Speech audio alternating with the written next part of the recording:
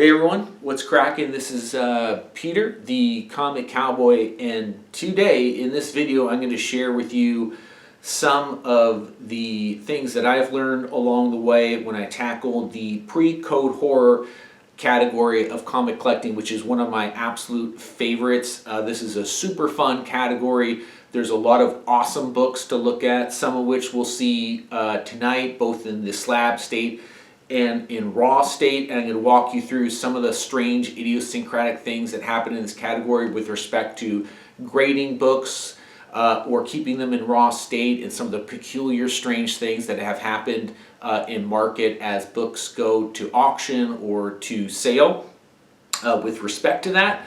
And I'm also going to share with you a few of the guiding principles that at least help me shape the collection, of which a small portion of which you will see in this video. So before we get started and jump in and start slapping slabs down on the table here and looking at the material, I highly recommend, if you do not have already, the Gerber Photojournal Guide to Comic Books. This is a super handy guide.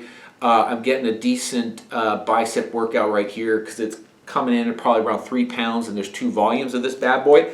This is an exhaustive look of every single, for the most part, cover from the Golden Age into a bit of the Silver Age in comic books, and it's fantastic. And when you're starting off, whether that's collecting pre-code horror or superhero, whatever the genre, humor, western, sci-fi, you name it, it's all covered in here. I encourage you to look at this book, take your time, leaf through it, and find material and covers that you think are cool and speak to you that you like in your collection, and that can be a great way to start collecting pre-code horror. There's a lot of material out there, and with some of these lines, particularly with Atlas, whether it's Journey into Mystery or Marvel Tales or some of these real sort of iconic lines, there's dozens and dozens of books, some of which you may never see and you may not know are out there. So pick up the trusty Gerber guide, maybe do some tricep extensions with it, and you're on your way. Now, I'm going to show you first some really kick-ass slab material, and I'm going to share with you the 3 concepts, I call it the 3 C's, that helped me really get my head around what's really, at first, a little bit of a mind-boggling category, because prices are all over the map, and you will see some books and some covers selling at such a premium to their peers that you wonder what's so special about the cover, what's so special about the content, and gradually you'll start to see some themes emerge. And if you follow these themes and trends, you'll be able to curate and pick books that fit the criteria that may just be a little bit off the scent of the dog right now. And you can find a book that might have tremendous upside and value that simply hasn't gotten the love yet that it deserves. And there's a lot of material out there in horror, in pre-code, that you can dabble in and get your feet wet in. So we'll start off with a great book right here. It's a Weird Terror 5 with the fabulous Don Heck cover here, in great condition, 6.0 with white pages, which you don't often see with the horror books, so you don't often see with any books of this era. And this Don Heck did also a variety of covers in the war genre. His stuff is super detailed. It's got a fine graphic quality to it, and still also a very contemporary look to the depiction here, and a fantastic composition here. In the font itself with the blood dripping over the letters. You really can't ask for more. It's got, as I say, 3 C's. It's got the cover, it's got the content, which is a sort of werewolf genre material, and it's got condition. 6.0, 5.0, and higher basically in this particular category is a really nice grade, because you don't find a lot of examples in this sharp of condition in this particular genre. It's simply really hard to come by. So if you can find this particular book or books by Don Heck and the Weird Terror line in general, they're going to cost you a little bit of a pretty penny. This was probably around $800 about a year or so ago off Comic Link, and it's just really a fantastic showing book too at 6.0. I mean, wow. I mean, it looks like a 7.5. And now we're going to get into what I would consider a publisher, which is standard, that is a little bit off the radar. And this is The Unseen. And the style here and the imagery is a little bit more, I guess, populist. It's a little bit slightly more mainstream than some of the more graphic material that we'll see shortly in the stack here. But it is a fantastic, also a bit of a contemporary looking book, and it's got a lot going for it. It's got the skeleton wedding here. It's got the terrified woman in silhouette here. Very detailed, very fabulous. Terror that stalks by night. The Unseen is a great line. And these are hard to come by, and collectors are figuring out that this is like really kick-ass material. I like it in 4.0, although I would probably have kept this book raw, and I'll share with you shortly why some books in this particular genre. Again, it's one of the peculiar things about collecting horror that stands out, and we look at that little stack of potato chips over there of the horror material that's raw, you'll see why I kept those books as such. Great book, though. Oh, that's so cool. Astonishing 11 from 1952, Atlas Comics, the probably premier publisher of pre-code horror. Astonishing 7.5, off-white pages. That would be considered probably top of the census report. Apologies about the glare coming off the holder here, but hopefully you can see this incredible depiction here. Astonishing does have a few classic covers. This would not be one of them. Certainly this would be an excellent example of a high-grade, excellent pre-code horror book that is still relatively affordable in a blue-chip line, which is astonishing. This is an interesting book to share with you in this video. It's Atlas Comics again. Same year, 52. It's Adventures into Weird Worlds, and it's got this incredible sci-fi depiction here. The number of filmmakers and artists that have been inspired by this material is absolutely incredible. And here's a book and a category that's really, in the crosshairs of horror and science fiction. It dabbles in a bit of both. So a sci-fi collector could be interested in this book, a horror collector could be interested in this book, and a kick-assness collector could be interested in this book too, because it's just really, really cool in 6.5, which is nice condition. I'm just dropping the books over here like cold cuts, so hopefully they don't fall off the couch. Mr. Mystery, Aragon Publications. Mr. Mystery is a great line. All the books in this line I think are really fascinating and interesting and coveted by collectors. Here's one that you don't see too often, which is issue number 3. It's got this amazing praying mantis here cast against this opaque yellow in the background where the red eyes really stand out. It's just a really fantastic cover. And it's got this poor hiker clinging to the rope. And then also, whom I assume is Mr. Mystery over here in the little silhouetted icon. This chap who looks like a magician of sorts wearing a mask. I don't really know who Mr. Mystery is. And that's one of the drawbacks of having slabbed pre-code horror books, because they're actually really good to read. The storytelling in these books, and I know they've been reprinted, but it's hard to find reprinted Mr. Mystery books, and it's hard to find some of the reprinted Atlas stuff. They've reprinted a ton of the EC stuff, and it just makes for a really good read. And even if it's reprinted, there's something really great about reading the original book in the raw condition as it was on the newsstand, as it was in someone's hands quite a bit of years ago. Here's a title from Uncanny Tales in 7.5, which is great. It's the old skinny fax it to a friend CGC holder here.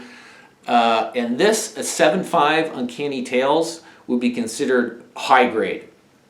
In fact, although I'm not looking at the census report of this particular book, this very well could be top of the census or in the top 3 graded. There's probably not a lot of high grade examples of this Uncanny Tales.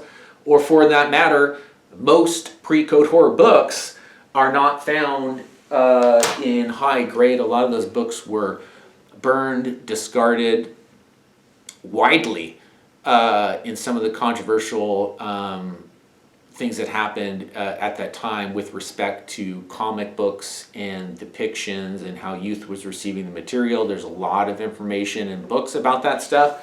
A lot of them have gone away for somewhat different reasons that the material from the 1940s, the sort of classic golden age superhero era, went away.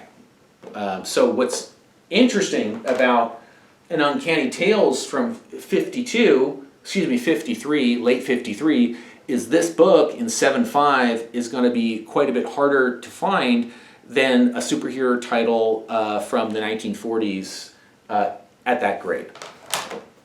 Here's another example of a book. This is Web of Mystery here, that is by Ace Periodicals. These are relatively inexpensive, and these all have this sort of narrative element of the dialogue bubble here. I picked this up because I like mummies, so if there's a mummy on the cover, I'll pick it up. There are people inside the genre that find their own niche, whether that's skeletons, damsels in distress, different types of monsters, mummies. That's a good way to assemble a collection, is to start with a theme or something you think is cool. That helps you navigate all the noise and all the content that is out there. Web of Mystery, again, relatively inexpensive title. 5.0 is cool, so if you're going to get less expensive pre-code horror books, go ahead and do yourself a favor and try to find it in higher grade.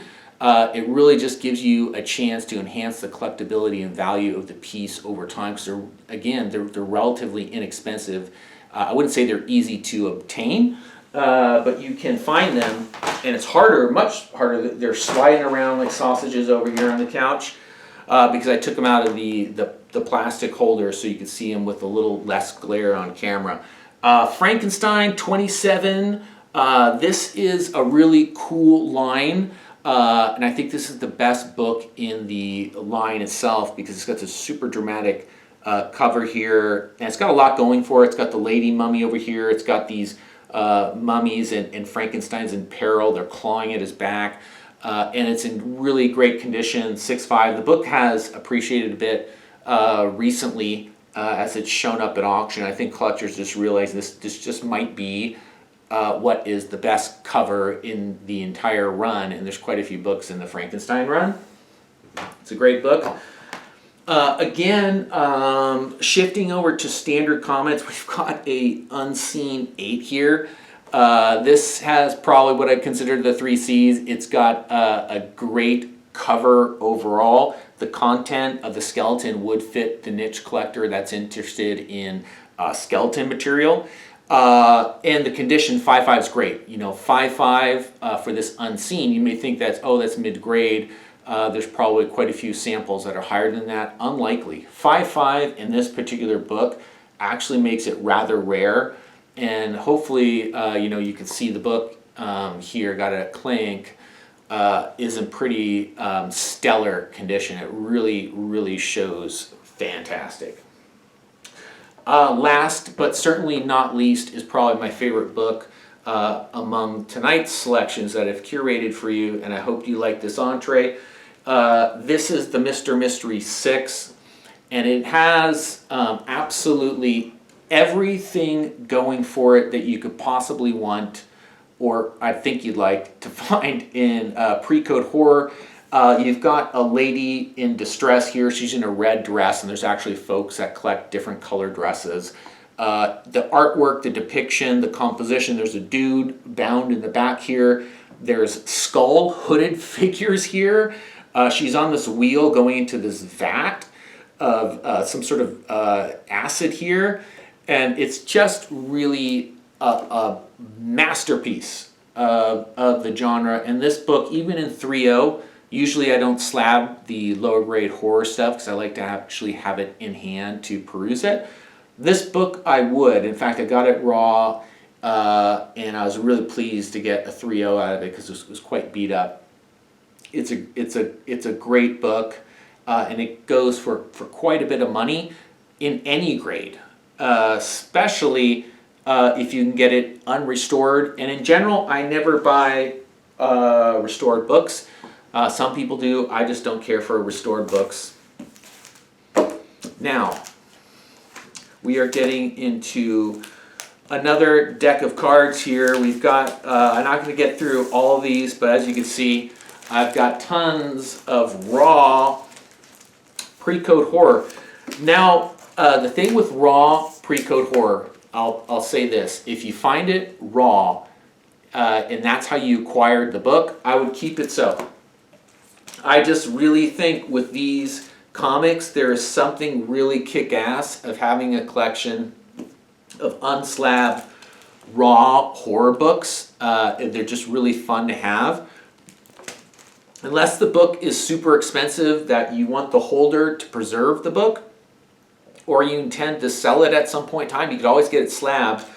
I just found that I started off when I was collecting horror books, just like I did with the superhero stuff, I went straight to slab material. I was going on Heritage, Comic Link, Comic Connect, eBay, and buying the slabbed material at first. You know, just buying a lot of the stuff, which is great. But then over time, I met other collectors and I saw their material and they had the slab stuff, but they'd pull out these long boxes of horror books, and there was just something absolutely wonderful about having the book in hand. Sure, it's actually probably just as gratifying to have the superhero books in hand, but there was just something wonderful and somewhat mystical about having horror books in hand. You just felt a little bit closer to the material, and it's a little bit more evocative of the era,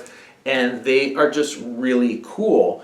And if they're in lower grade, this is Comic Connect calls this a 4 or 5. That's actually a pretty nice shape.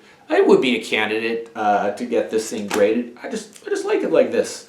Some of these books are super hard to find, and they're not that valuable. Like this book here, Adventures into Darkness, were this in a better condition, it actually might go for quite a bit because it's very hard to come by. I like it. I like that book in the condition that it's found. This book here is a super popular book. Usually when you do see this Mr. Mystery, it's just one of the best in the line here. And I got off Heritage. I could see what I paid for it on the back. Mr. Mystery 7, 1952. Condition, good, very good. $552, which I picked up, I think, a bit back because that seems like, I picked it up at the beginning of the year, back in March 2019. I would buy this book at that price all day long. You're just not going to see it that often. And it is just really fantastic. The artwork, the depiction, the composition is sensational material. I could get this thing slab, but I like it too much like this. Plain and simple. Some of these books are just great to have in this shape.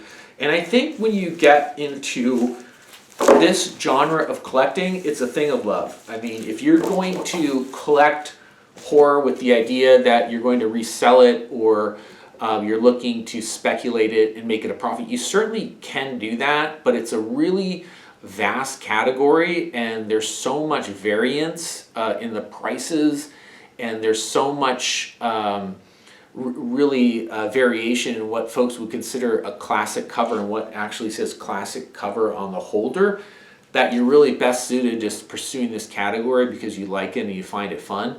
And the books go up in value. I mean, there's nothing wrong with acquiring this material and seeing it appreciate over time. It is really fantastic. There is nothing really, as opposed to the superhero books, that is sort of pulling it back into public consciousness. But things like The Walking Dead and horror shows are really drawing upon, I think, a lot of this imagery. And so I'll close by saying, if you remember any of the sort of things that I've imparted in this video, I'd say this. You know, get that Gerber guide, crack open a bottle of wine or whatever suits your fancy, leaf through it and find covers that you think are cool, and start collecting that way just by coming up with a little bit of a short list of what you'd like to go after. And then when you think about this stuff, if you forget all the things that I pointed out this evening, as you may do, because what stands out, hopefully, are really the visuals of the books. They speak for themselves. Is the more gruesome the cover, the more valuable it is. You could just take that rule and you could apply it to almost every book in pre-code horror. The more gruesome the cover is, meaning the more of a reaction you actually get by looking at it, the more valuable it is. And I don't have some of those books in front of me tonight. There's ants crawling out of people's mouths. There's heads being pushed into vats of acid. There's zombies ripping flesh apart. There's faces exploding. Any of that material goes for a super high premium, and the word's out. Usually, if it looks kick-ass, it is, and the price will reflect that. So I hope you enjoyed the video tonight. I'll walk through a little sample of my pre-code horror collection, and we'll see you soon. Feel free to, if you haven't done so already, because I'm going to produce more videos, subscribe and like and drop a comment if you can. Take it easy.